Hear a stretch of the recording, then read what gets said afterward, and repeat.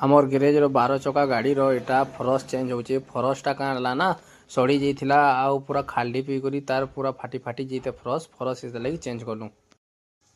मते फिर दुकान रो एटा फोन आला कि जीपीएस फिटिंग करवार अच्छे 50टा गाड़ी रो आमर टिप टेलर गाड़ी रो बोले मुई फिर पले आली दुकान के आउ गाड़ी न सब रखा हिथिला न जीपीएस गाड़ी भीतर ढुकली एटा फिर सामान पतर खुलनी जीपीएस के एटा फिर शो करी देखो एटा कि जीपीएस टा फिटिंग हवा। ए जीपीएस आमर माइनिंग जीपीएस है जनता कि आमर आयरन कोयला ये सब मान के दरकार पड़सी जनता गवर्नमेंट जेन माने कोयला माने जेन माने लोड अनलोड देसन सेनर स्टाफ माने इटा चेक करसन गाड़ी पहुँचला कि ना पहुँचला इटा मुई फिटिंग करबार चालू कली।